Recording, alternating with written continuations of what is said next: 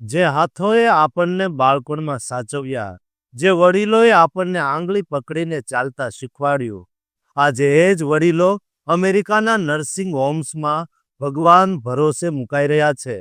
એક એવી રહસ્યમય પરિસ્થિતિ ઊભી થઈ છે જ્યાં લાખો ડોલર ખર્ચવા છતાં અમેરિકાના હેલ્થકેર સેક્ટરમાં સન્નાટો પ્રસરી રહ્યો છે. ટ્રમ્પ પ્રશાસનની એક એવી ગુપ્ત અને કડક નીતિ જેણે માત્ર સરહદો જ નહીં પણ અમેરિકાના ઘરડા ઘરોમાં સેવા આપતા હજારો ભારતીય અને વિદેશી નર્સોના અસ્તિત્વને હચમચાવી દીધું છે. શું આ માત્ર સ્ટાફની અછત છે કે પછી કોઈ મોટા માનવીય સંકટની શરૂઆત? આજે હું તમને જણાવીશ એ સત્ય જે અમેરિકાના ચળપાટ પાછળ છુપાયેલું છે અને કેવી રીતે આપણી ભારતીય નસો પણ આ ચક્રવ્યૂહમાં ફસાઈ ગઈ છે.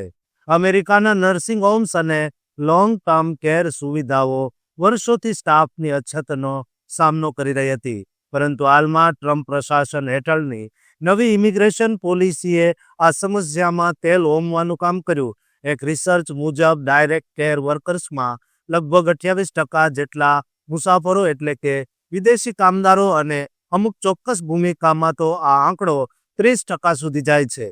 જ્યારે ટ્રમ્પ સરકારે ટેમ્પરરી પ્રોટેક્ટેડ સ્ટેટસ પાછું ખેંચ્યું અને હ્યુમેટેરિયન પેરોલ જેવી સુવિધાઓ બંધ કરી ત્યારે એક ડરનું વાતાવરણ ઊભું થયું છે.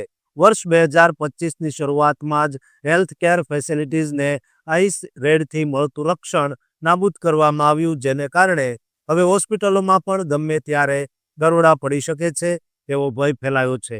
આના કારણે ઘણા એવા કામદારો જેમની પાસે લીગલ ડોક્યુમેન્ટ્સ છે તેઓ પણ કામ પર આવતા ડરી રહ્યા છે.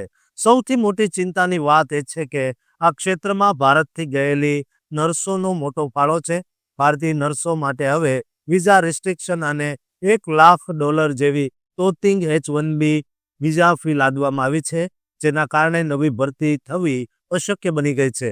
નર્સિંગ હોમ્સમાં વાર્ષિક ટર્નઓવર રેટ 50%થી વધુ છે અને કામદારોને કલાકના માત્ર $14 થી $17 જેવું નજીવું વળતર મળે છે, જે સ્થાનિક અમેરિકનોને આ કામ કરવા માટે પ્રેરી શકતું નથી. જો આ સ્થિતિ ચાલુ રહેશે તો વર્ષ 2032 સુધીમાં અમેરિકાને 8 લાખથી વધુ નવા એડ્સની જરૂર પડશે, જે પૂરી કરવી અશક્ય લાગી રહી છે.